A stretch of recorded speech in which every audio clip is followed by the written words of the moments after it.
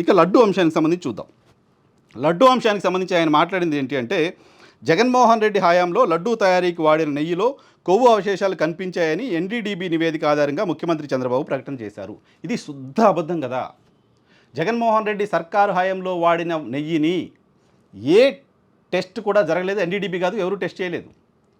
Test చేసింది ఈ ప్రభుత్వం వచ్చిన తర్వాత, ఓపెన్ చేసిన టెండర్లలో ఈ ప్రభుత్వం వచ్చిన తర్వాత ఏ నెయ్యి అయితే టీటీడీకి వచ్చిందో ఆ నెయ్యిని 1-2 ట్యాంకర్లు రిజెక్ట్ చేసిన తర్వాత, ఆ తర్వాత వచ్చిన నెయ్యిని టీటీడీ ఎన్డీడీబీకి పంపిస్తే ఎన్డీడీబీ కూడా చెప్పింది దీంట్లో జంతువులకు సంబంధించిన అవశేషాలు ఉండడానికి సంబంధించిన అవకాశం ఉంది అని చెప్పింది.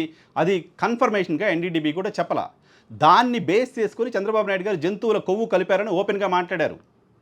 ఈ టెస్ట్ చేసింది జగన్మోహన్ రెడ్డి సర్కారు హయాంలోని లడ్డును కాదు, ఈ టెస్ట్ చేసింది జగన్మోహన్ రెడ్డి సర్కారు హయాంలోని నెయ్యిని కాదు, ఈ టెస్ట్ చేసింది చంద్రబాబు సర్కారు వచ్చిన తర్వాత టెండర్ ఓకే చేసి చంద్రబాబు సర్కారు వచ్చిన తర్వాత సప్లై స్టార్ట్ చేసిన నెయ్యిని టెస్ట్ చేస్తే వచ్చింది.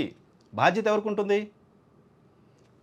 ఎవరైతే ఇప్పుడు కొత్తగా నెయ్యి సరఫరా చేశారో, జంతువుల కొవ్వు కలిసిందని ఆరోపణలు ఎదుర్కొంటున్న కంపెనీ ఉందో, ఈ కంపెనీకి కొత్త టెండర్ ప్రకారం సప్లై చేసిన నెయ్యిలో జంతువుల అవశేషాలు ఉన్నాయని తేలింది.